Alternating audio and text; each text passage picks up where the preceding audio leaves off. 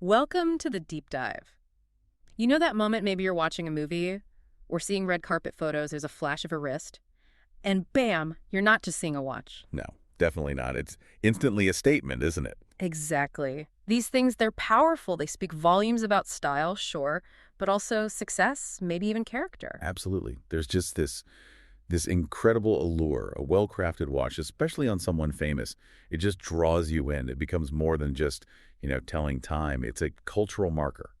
Tells a whole story. And that's our mission today for you. We want to peel back those layers. We're diving deep into the most popular celebrity watches, what people are wearing now around 2025, both on screen and off. Yeah, pulling out the really fascinating bits from our sources.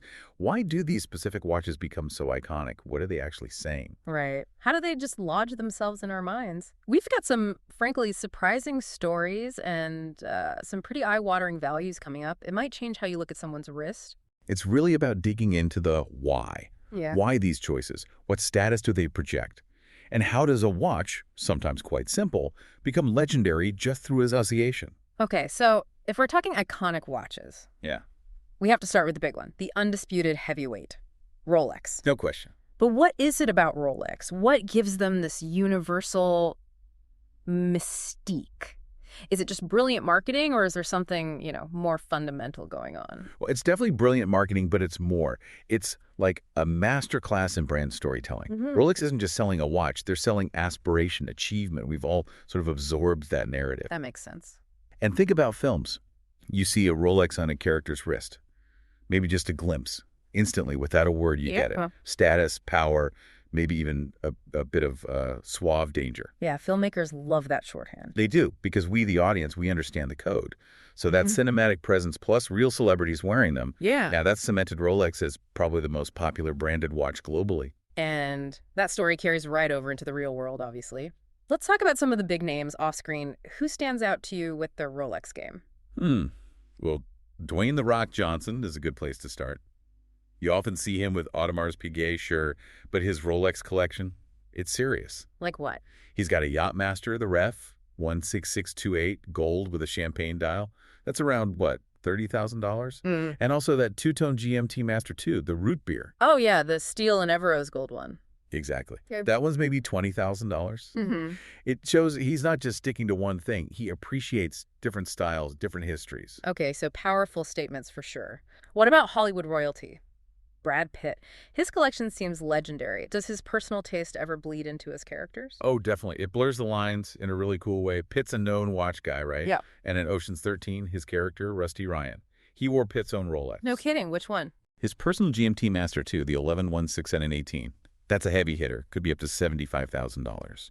The fact that he used his own watch, it just adds this layer of authenticity. It's not just a prop department choice. It feels real. That's fascinating. And speaking of authenticity and maybe breaking norms, Charlize Theron. Back in 2010, she wore something pretty bold at a Lakers game, right? She did. And it looked amazing. Yeah. She rocked a men's Rolex Seedweller Deep Sea. 44 millimeter. That's a substantial watch. Definitely a statement. What did that signal, you think? It was huge, really. It highlighted this growing trend of women embracing these bigger, traditionally masculine timepieces, challenging the old rules. That watch, maybe $15,000 now, it became kind of a symbol of that style shift, redefining what looked good on a woman's wrist. And then you have guys like Mark Wahlberg, where it feels like investment is a big part of it. His collection is apparently worth over $10 million. Yeah, his choices definitely lean into that investment angle. He's got the 2016 Daytona ceramic, the black dial one, an 18-karat gold Submariner, also black dial, and that really chunky 44 millimeter Yachtmaster 2-second, the 11-16688. The gold one with the blue bezel. That's the one. 18-karat gold, bright blue Cerachrom bezel, which, is that super tough, scratch-proof ceramic Rolex developed. It's a spectacular piece. Yeah. For someone like Wahlberg, it's about curating value, history, Right. provenance. It's a whole different level. Okay, shifting worlds, Gordon Ramsay. Michelin stars and serious watches. Yes. Ramsey's whole persona is precision, right? Excellence. And his watches reflect that. He owns the legendary Rolex 16808 Submariner in yellow gold, the one they call the nipple dial. Why nipple? Because of the raised Yeah. sort of conical hour markers. It's a vintage thing, gives it this unique look. That watch can go for over $70,000 easily. Wow. And he doesn't stop there. He's got the Smurf Submariner, the white gold one with the blue dial and bezel, Yeah. a Yachtmaster in rose gold, even the rare Explorer 2 with the cream dial. These are specific highly sought-after collector's items. Jennifer Aniston's another longtime Rolex fan. She famously said her first vintage one cost the best part of my savings. What does that say about the connection people form with these things? It really underlines that even for celebrities, a Rolex often isn't just a whim. It's a significant purchase, something cherished. It's an investment, emotionally, too. Does she have a standout piece? I'd say her custom PVD-coated Milgauss is pretty special. It's stainless steel, 40 millimeter, but the PVD coating gives it this really cool, durable black finish. PVD. Physical vapor deposition. It's a coating process. Makes it this unique black and orange piece. It's about taking that luxury and making it personally hers. And then Tom Brady. His collection is apparently outrageous. Give us a taste. Outrageous is a good word. It's the value, but also the variety. He has a Rolex Daytona, the reference 6241 John Player Special. Incredibly rare. One sold for $2.5 million just last year. 2.5 million. Yeah. Okay. Yeah. But he's also got like a classic Day-Date 40 in platinum with an Arabic dial. And then something totally different, the Oyster Perpetual Celebration dial, the one with the fun, colorful jigsaw puzzle look. So it shows range, not just the super serious stuff. Exactly. Appreciation for history and value, but also a bit of fun, expressiveness. Now, shifting to style icons again, Mm-hmm. Ryan Gosling. He's a Tag Heuer ambassador, right? But he still wears Rolex. He does, Mm. and it's actually pretty common. He's got classics like an Air King, the reference 5500, a Submariner 16610, even a vintage Datejust from the 40s. So the ambassadorship doesn't mean exclusivity. Not always for personal wear. The contracts usually focus on specific campaigns or collections. Mm-hmm. A genuine watch lover like Gosling. He's going to collect and wear what speaks to him, regardless of brand partnerships.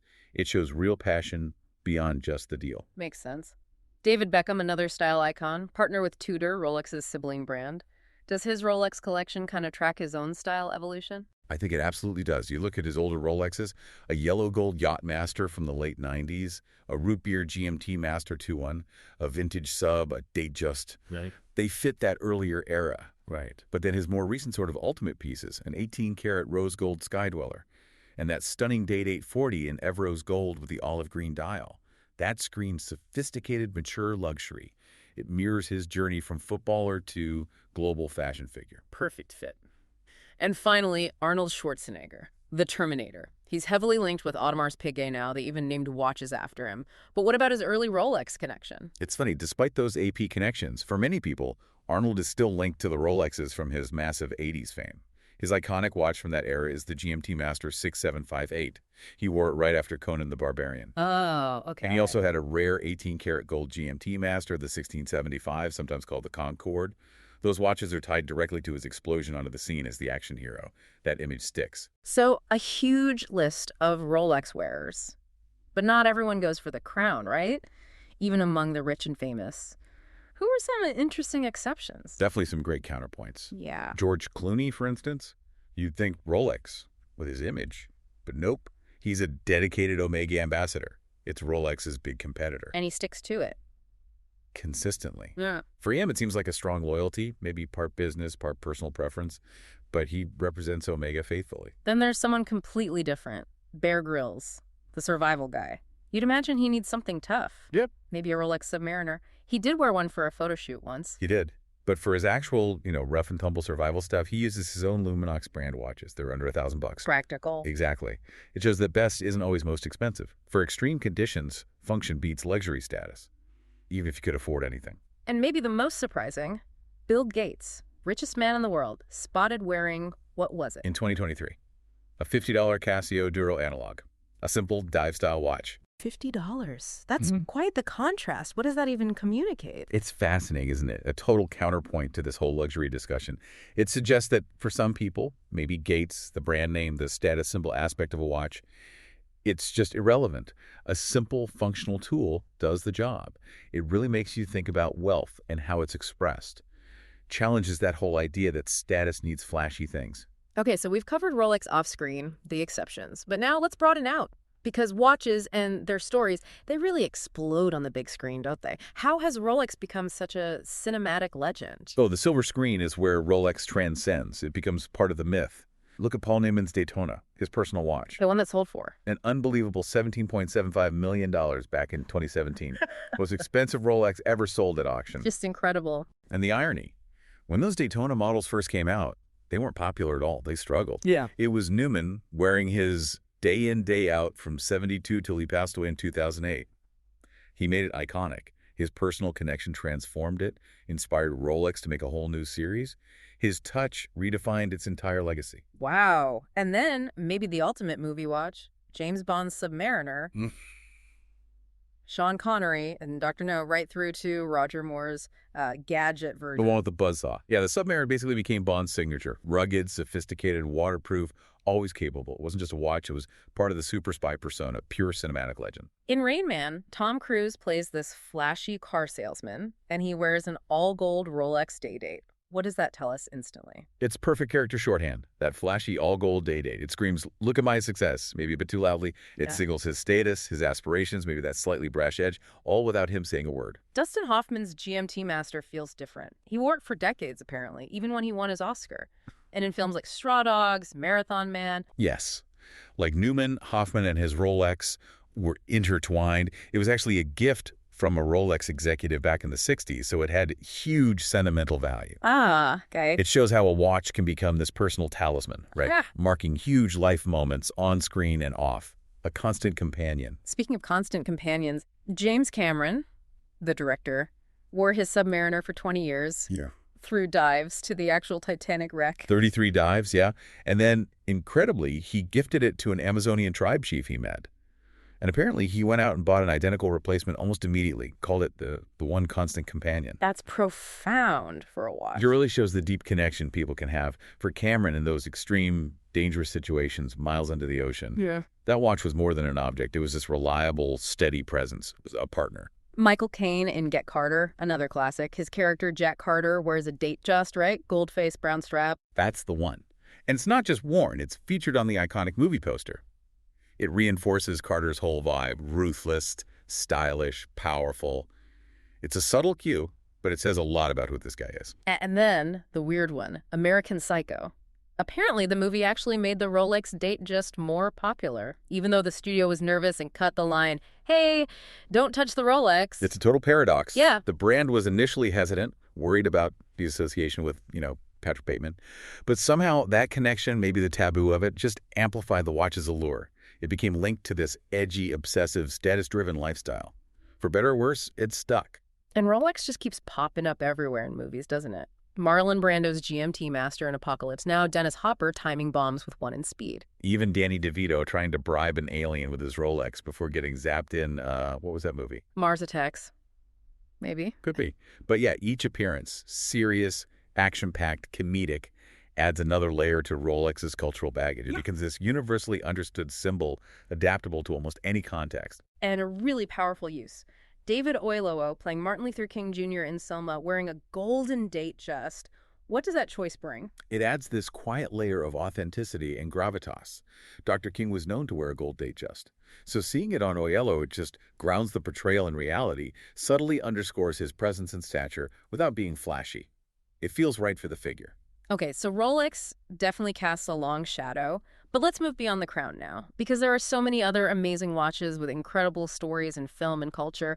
What non-Rolex pieces really stand out? Oh, absolutely. This is where you see some really creative choices. Like in Batman Begins, 2005, Christopher Nolan specifically got Jaeger-LeCoultre involved. Really? For what? To create a unique watch for Bruce Wayne, they used their classic Reverso model, the one with the case that flips over. Perfect for a double life. Exactly. They made a Grande Reverso ultra-thin tribute to 1931, but customized. Yeah. One side was the watch face, the other had the Batman symbol.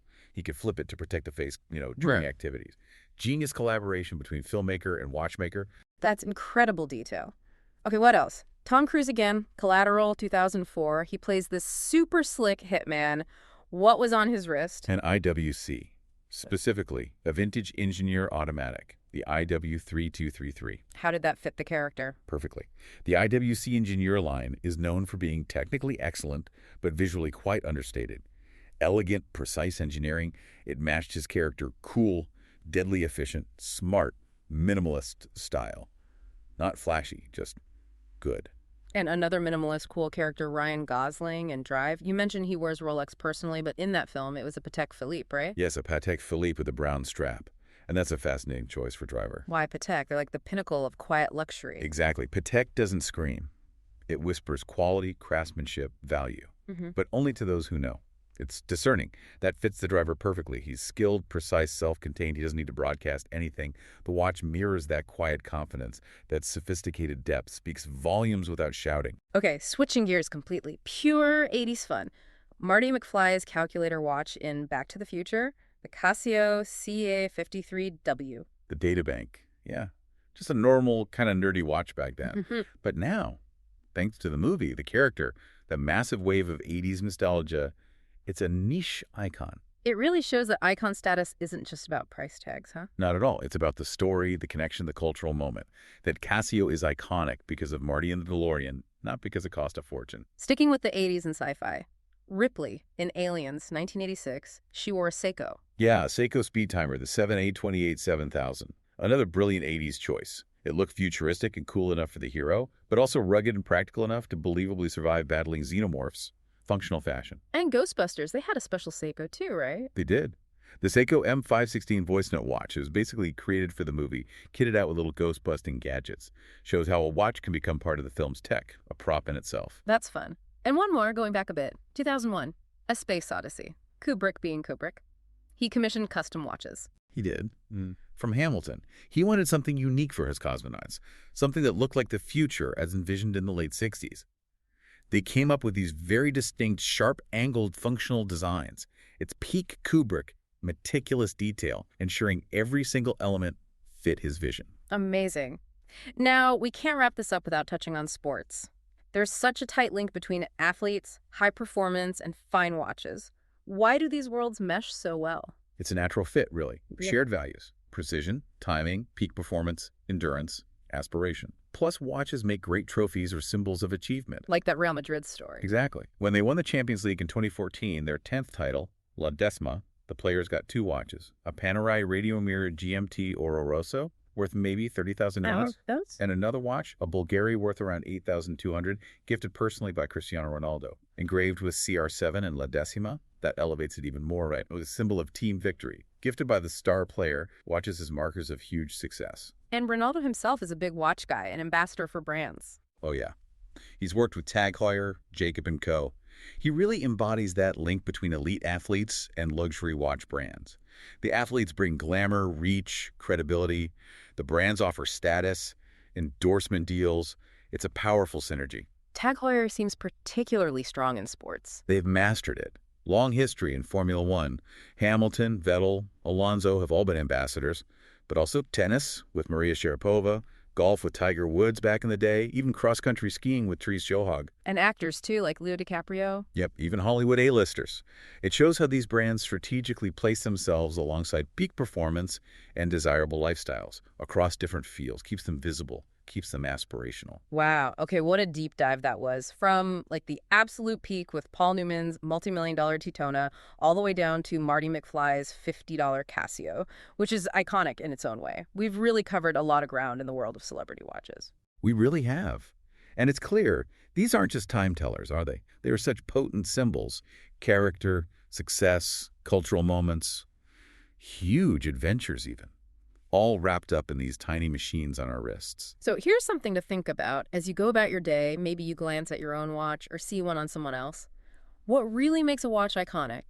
Is it just the price, that incredible history it might carry? Or is it more about the legend it helps build around the person wearing it, how it shapes the way we see them, the way we remember moments? It's a great question. Does the watch make the legend, or does the legend make the watch? Probably a bit of both. Yeah. But it definitely makes you look at timepieces and the people who wear them just a little bit differently.